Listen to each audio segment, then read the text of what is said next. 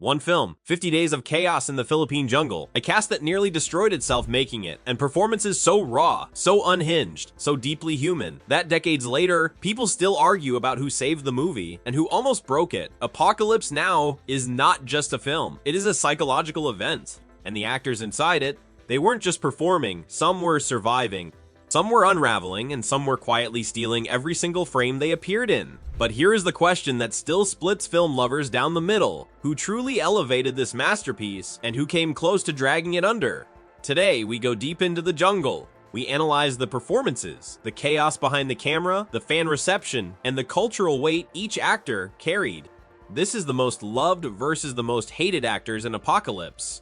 Now, let's start with the man at the center of it all. Martin Sheen plays Captain Benjamin Willard, a soldier sent deep into the heart of darkness to assassinate a rogue colonel named Kurtz. On paper, Willard is the audience's guide. In practice, he becomes something far more complex. He is a man already hollowed out by war before the mission even begins. The opening scene alone tells you everything. Willard, drunk and spiraling in a Saigon hotel room, breaking mirrors, smearing blood across his face. That sequence was not entirely scripted. Sheen was genuinely intoxicated on his birthday at Coppola's suggestion, and what you see on screen is a man authentically falling apart. It is one of the most uncomfortable, unforgettable opening sequences in American cinema. But here is what makes Sheen's performance genuinely extraordinary. It is the restraint that follows. And then came the heart attack. Halfway through production, Martin Sheen suffered a real, near-fatal heart attack in the jungle. The production nearly collapsed. The man almost died making this film, and then came back to finish it. That level of commitment, that physical and emotional sacrifice, is embedded in every frame of his performance. Fan reception has been overwhelmingly devoted. Sheen's Willard is consistently ranked among the greatest performances in war cinema. He grounds a film that could have become pure spectacle. His emotional intelligence keeps Apocalypse Now from becoming a nightmare with no soul.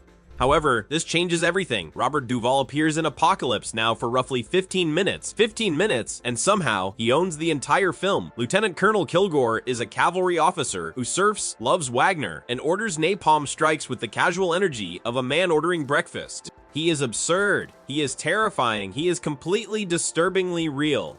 I love the smell of napalm in the morning. 7 words. Delivered with such bone-dry conviction that they became one of the most quoted lines in cinema history.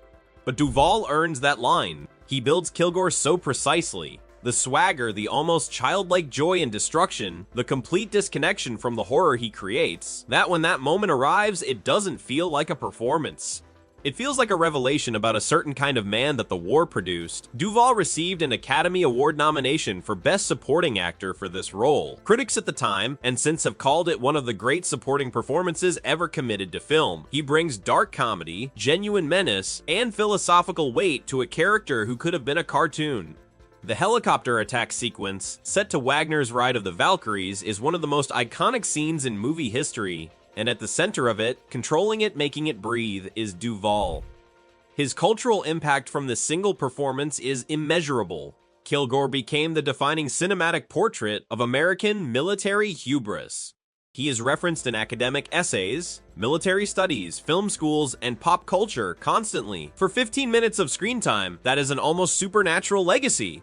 But here is where things get interesting. Marlon Brando, the most anticipated performance in the film. The reason the movie was greenlit, and the most divisive acting choice in the entire project. Kurtz was supposed to be the terrifying end of Willard's journey. A brilliant soldier who had gone beyond all rules, all morality, all civilization itself. Brando showed up to the set, having not read the source material, Joseph Conrad's Heart of Darkness. He had not learned his lines. He had gained significant weight, which conflicted with the character's described physicality. Coppola was forced to shoot Brando almost entirely in shadow and extreme close-up to work around these realities. And yet, what Brando delivers in those shadowed fragments is genuinely haunting. His voice, low, hypnotic, almost formless, creates something mythological. The scene where Kurtz reads Eliot's poetry, the moment he whispers about the horror of what he has witnessed, the final line. The horror, delivered with such quiet devastation that it became one of the defining closing images in American film. Here is the honest debate. Many fans and critics argue that Brando's Kurtz is a masterpiece of suggestion. That the absence of a full performance creates something more powerful than any conventional portrayal could have achieved. Others argue, with equal conviction, that Brando simply didn't do his job, that the production suffered enormously for his unpreparedness, that what reads as mystery on screen is actually incompletion, dressed up as art. The critical reception has always been split. Roger Ebert celebrated the ambiguity. Others pointed to the behind-the-scenes chaos as evidence of professional negligence. Coppola himself has said publicly that working with Brando during this period was one of the great crises of his career, and this is where the debate truly begins, because the question isn't just whether Brando's performance is good. The question is whether Brando, regardless of the final result, was the most damaging presence on set, and whether his behavior toward the production represents something fans should hold against the legacy of the performance itself.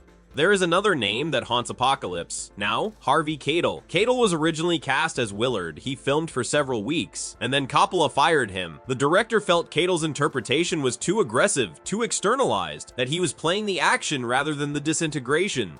Keitel never became the most hated actor in the film because he was ultimately not in the film, but his ghost haunts the production's history. And among certain film communities, his replacement by Sheen is treated as either an act of creative genius or a devastating miscalculation, depending on who you ask.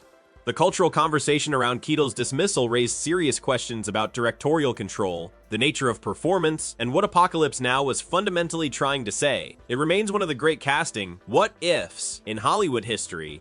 So where does this leave us? Martin Sheen's Willard is the soul of the film, a performance of extraordinary internal complexity, delivered at enormous personal cost. Robert Duvall's Kilgore is arguably the greatest short performance in American war cinema, precise, electrifying, and culturally immortal.